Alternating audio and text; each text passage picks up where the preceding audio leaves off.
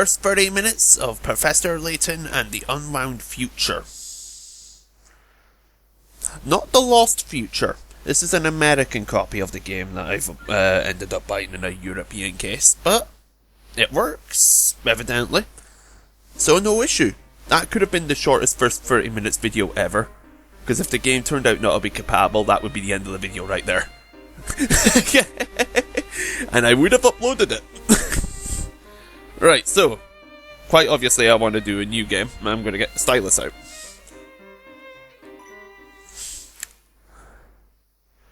Please enter your name.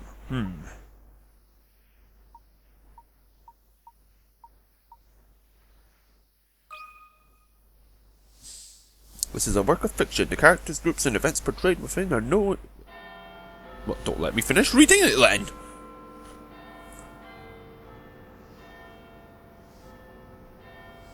I have been saying that I did say to a lot of people since I started playing Professor Layton versus Ace Attorney that I really wanted to get into more Professor Layton games.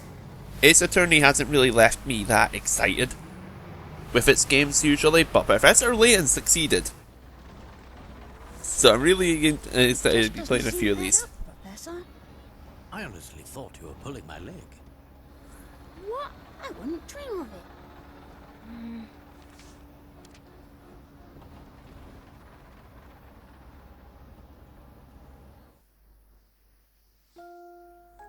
Professor, I hope this letter finds you well. As for me, I am in quite a predicament. You see, the London we know and love has been thrown into absolute chaos. To complicate matters, the calamity I speak of does not take place in your time. This may be difficult to believe, but I am writing to you from 10 years in the future. I know this is a lot to take in, but I'll explain it all soon. For now, I ask that you head to the clock shop on Midland Road in Baldwin. I look forward to seeing you again. Your student, Luke Triton. Interesting. Strange as it sounds, it seems that the author of this letter is none other than your future self, Luke. From my future self? But how is that even possible? I don't know, but it does raise the question, if this letter is indeed authentic, how did it get here? By time-traveling postman? Just joking, of course. But on a more serious note, I think this mystery might be the oddest one we've ever encountered. Indeed. And even in the future, you seem to need my help in solving it. Your constancy can be quite a comfort in these uncertain times, my boy. Well, thank you, I suppose. But back to the main question. How do we know the letter is real? I mean, I don't really... This is a first 30 minutes video, so I'm not really sure if I'm going to mess with the audio, but I'm seriously tempted to just let the audio play throughout the thing. I'm tempted to just change the formatting of the thing. I might even cover up my webcam, so let you focus in fully on that. Well, we haven't much to go on yet. But I can't help but think that this strange occurrence is connected to the terrible events of last week.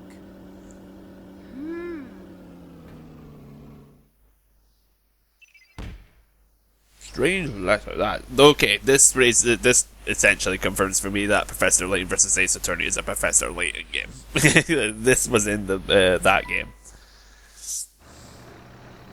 It all started about a week ago. Using a six-dimension alpha distributor, I was able to guide a concentrated stream of Hammer particles through a temporal vortex, more commonly known as a wormhole. This stream of particles allowed me to divine the terminal points of the vortex. Armed with this information, the next step was to artificially distort the flow of time and generate a massive magnetic field via a Sula coil. Once the magnetic field is firmly established, one has the ability, quite literally, punch holes or hive gaps into the very fabric of space-time. That'll be the time machine. For this crucial step, It is simply a matter of constructing an energy gate.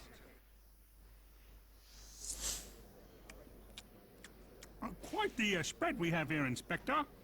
Though it does make me wonder what we did to deserve invitations to such a feast. It's obvious, Barton. I'm an influential man in the world of law enforcement. It's only natural I'd be invited to an important event such as this. I suppose that's possible. Possible, you say? Probable. Highly probable, sir. Ah, okay.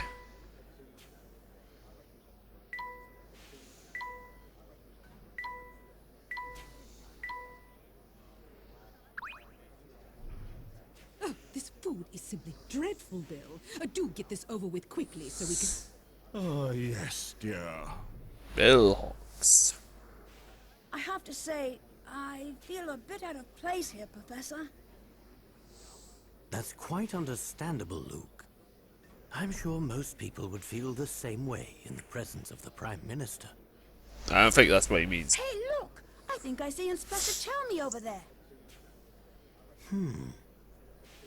So, Professor, what do you think about this whole event? Do you believe that someone has really built a working time machine? I'm not entirely sure. Still, if it proves to be true, can you imagine the stir it will cause in the scientific community? Well, I, for one, am very excited. Though you don't sound entirely convinced, Professor. Anything's possible, Luke. But I won't be convinced until I've seen the contraption work for myself. And I must confess, something about this entire presentation seems a bit off. Why do you say that? Ah, of course. That must be your famous intuition talking, huh? That's one way of putting it, but enough speculation. Look over there, Luke. That guard? Look What over there, about him? Luke. He seems to be looking for a man who snuck into the event uninvited. Oh, so we have an intruder in our midst. Let's talk to them. Oh, okay, no more voices. Okay, I can talk. I'm liking the dialogue and stuff so far, so... oh, here, Barton. Alright,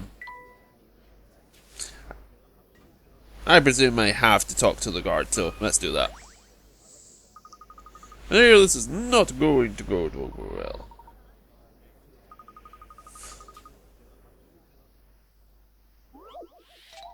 Oh, a puzzle! A puzzle!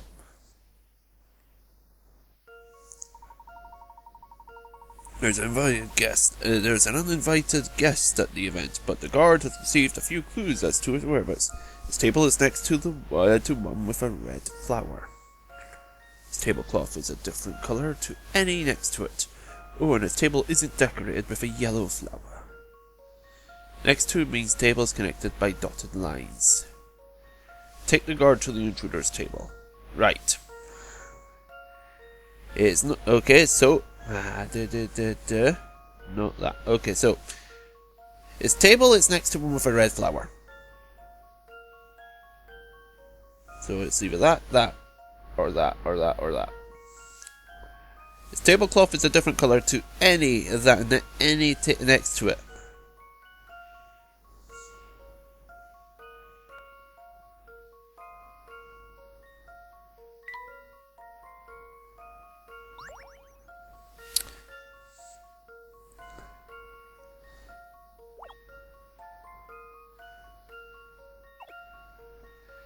Table is next to one with a red flower. Yeah.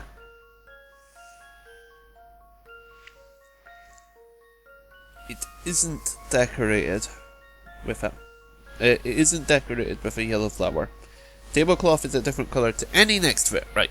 So red ones. Yes. No, they're the same. They're the same. Right. That's also the same. Those two are the same. Yellow flower.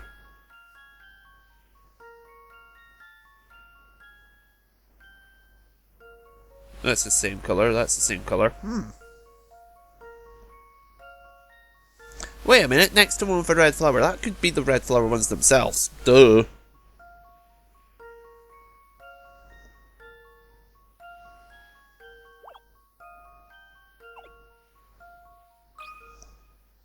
This one's as good as solved.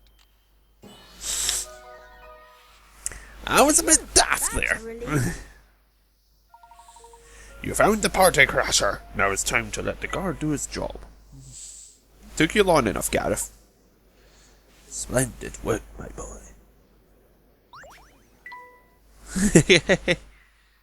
Are points that indicate a puzzle's difficulty. The more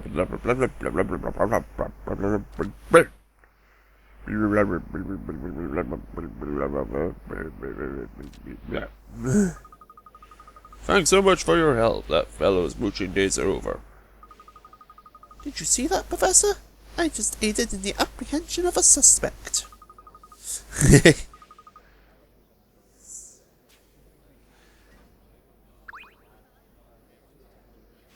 Thank you Oh, for taking speaking. part in an event that will undoubtedly go down in scientific history.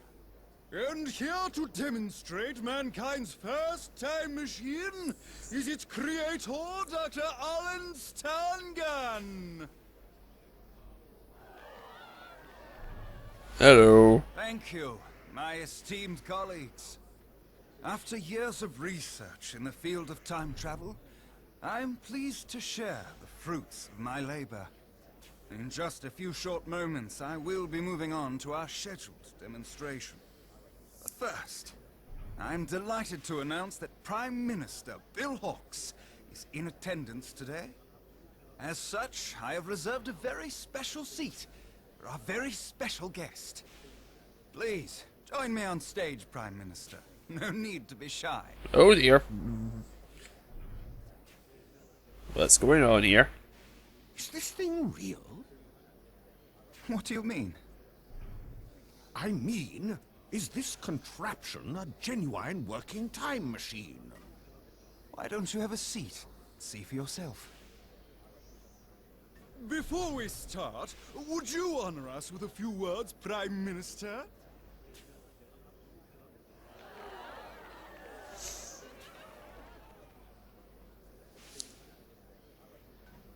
Good afternoon, everyone. Today is a monumental day, not only for our great nation, but for the entire human race. Since the beginning of time, we humans have strived to transcend our natural He's limits. putting on a powerful voice. We have conquered the skies and the seas, and we have even traveled to outer space. But the one frontier that has always eluded us is time. Indeed, traveling through time is a dream many thought was out of reach for humanity. Until now. Ladies and gentlemen, I hope you will join me in ushering in a new era for mankind.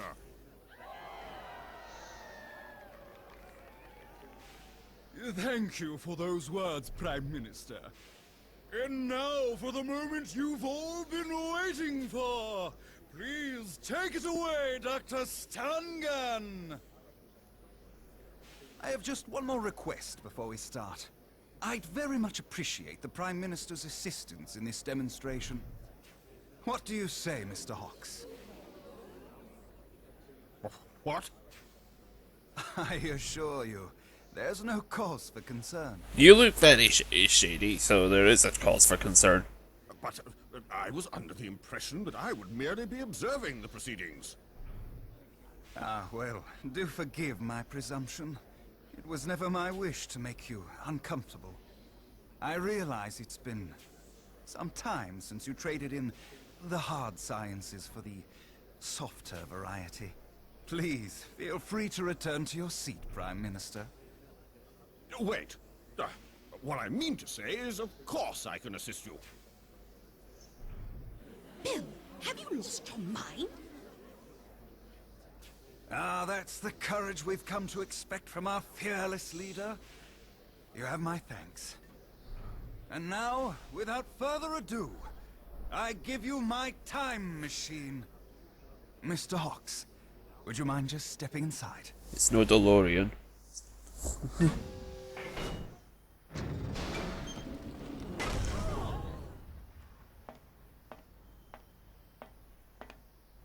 Yeah, this is just going to kidnap him, basically.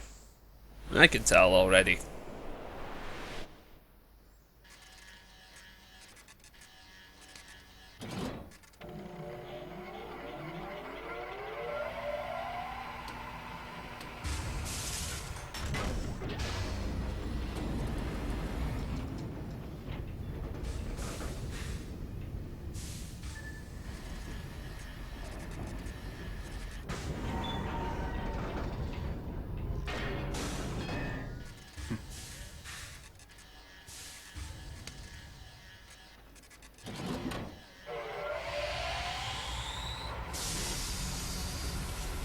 I like the sound effect, because the sound effect evokes feelings of the chronosphere to me.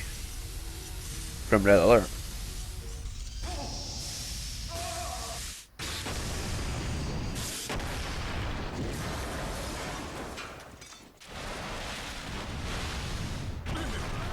Dickens just happened? Something's gone very wrong.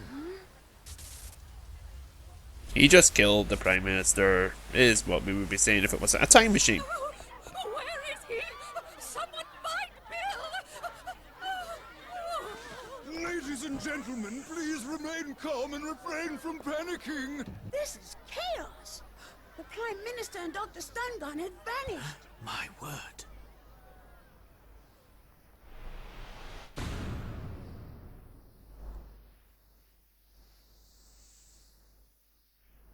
So you think that what happened last week is somehow connected to this letter?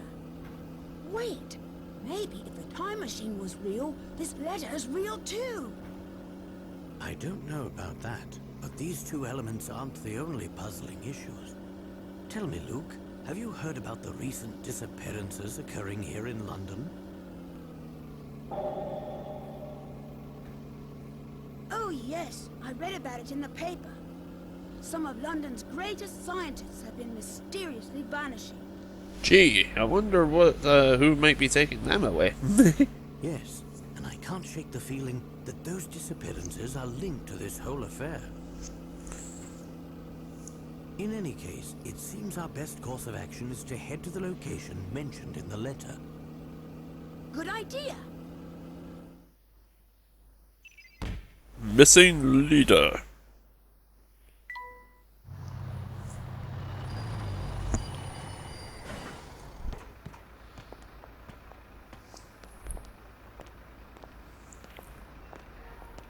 Following the clue in the letter, the professor and I set off.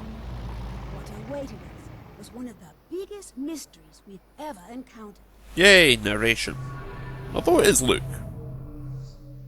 Well, I made it to the title.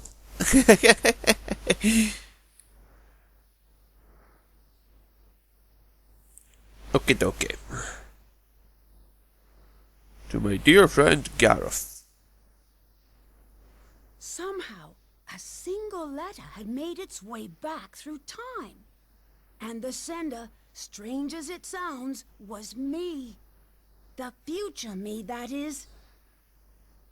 I'm friends with Luke. Little did we know that this letter would draw us into the strangest of situations.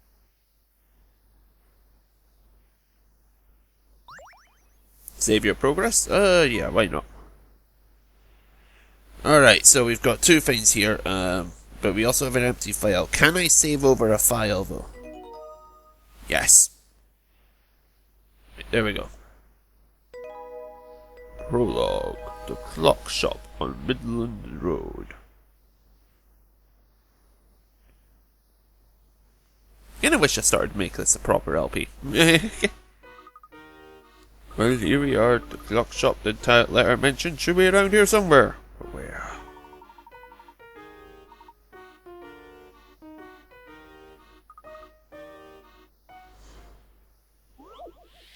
Clock shop. And puzzle! 2 puzzles! Lure is a map to the clock shop that accompanied the letter from future Luke. Using the times on the side of the map as clues, find the shop. Draw a circle around the building of the letter of the correct building and then tap submit.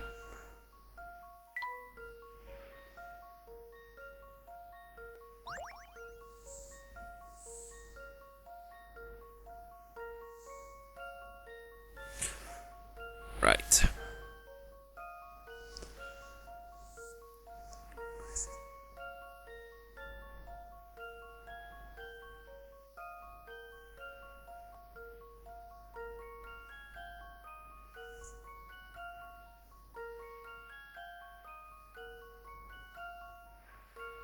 Okay, so 12 o'clock, 3 o'clock, 12 o'clock, 9 o'clock, 6 o'clock.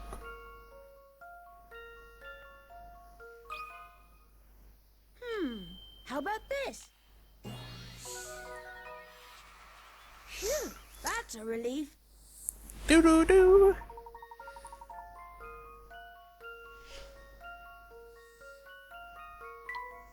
God, if it's happy. Great, finding that shop should be a snap now. Let's go, Professor. Alright, but before we head off, let's quickly review how to move about. Care to assist me in this review, Luke? I can take a shoe icon. Once you've tapped the shoe, arrows will appear. Tap the arrows to move in that direction. That's exactly right. So just remember, whenever you wish to move, start by tapping that shoe. Well, do I want to move?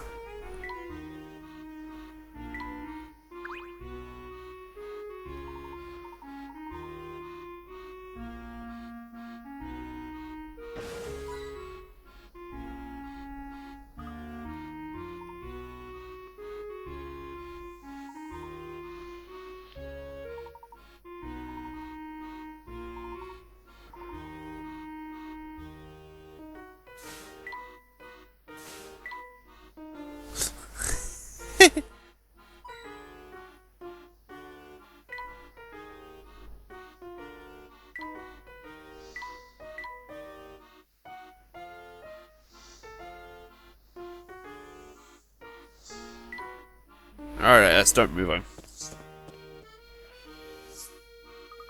Say, Professor, how are we going to keep track of our progress?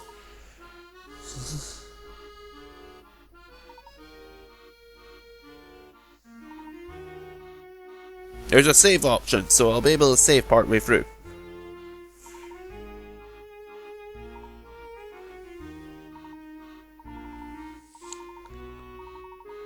Well, we can replay any puzzles.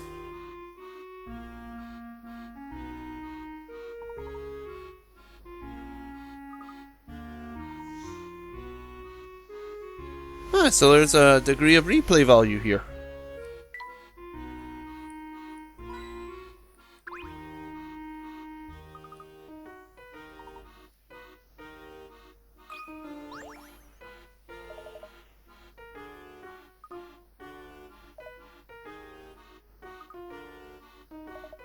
I'm not sure of. I have trouble remembering stuff like this when I have other things on my mind. Help me with this puzzle. Okay. Puzzle number 3. I'm actually doing a fair few puzzles. I didn't really expect to do a puzzle, much less 3.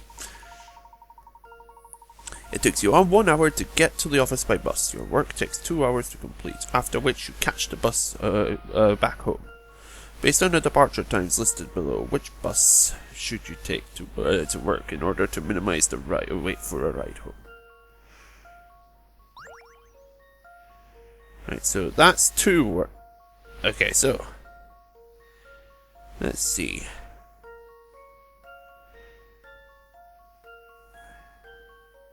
One hour, then 2 hours, yeah?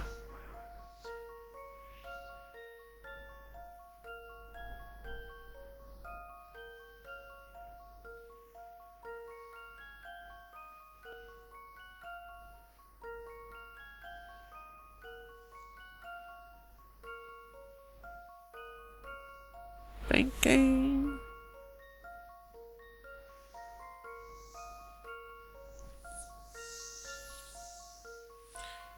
Five for a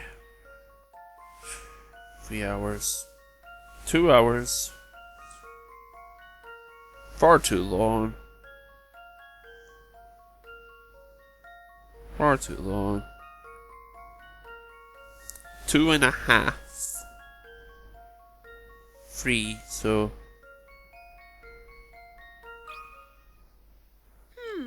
How about this?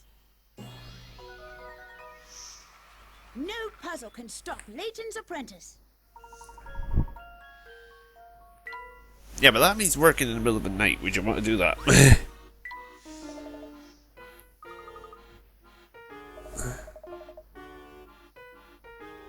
Well, he was useful.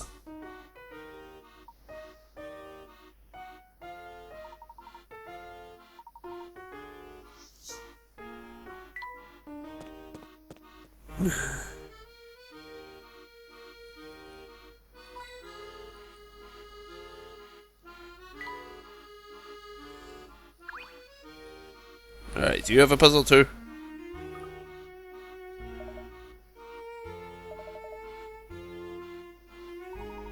Okay, if you're going to tell us about tentacles, there's no need to continue.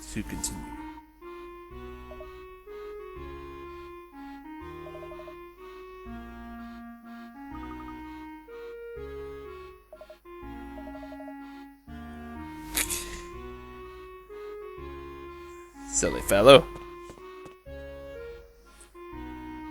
Oh, well, I wonder where the clock shop is.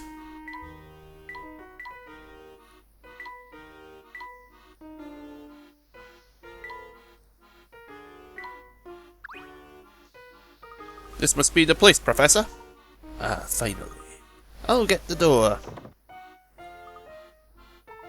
What seems to be the matter, Luke?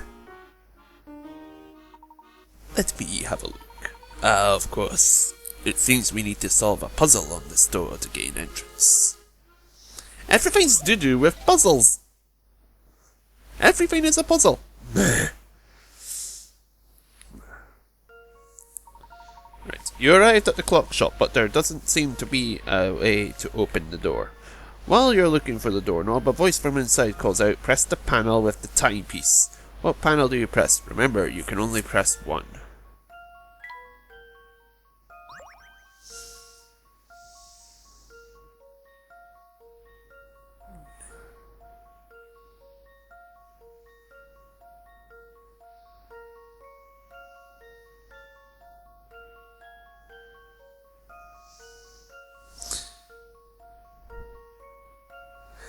I'm going to get this wrong. I already know it.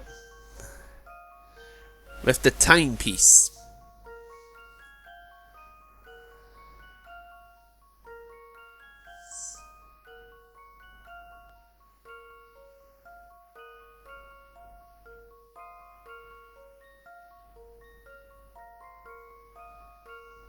Alright, I'm going to get this wrong.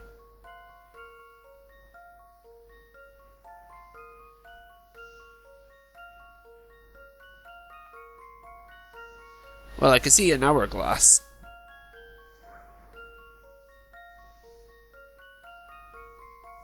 Lots of things. Right. I'm going to get this puzzle wrong. I already know it. Here's my answer. Or I could be right. See, I wasn't actually sure whether that was called a timepiece. I thought it was just called an hourglass.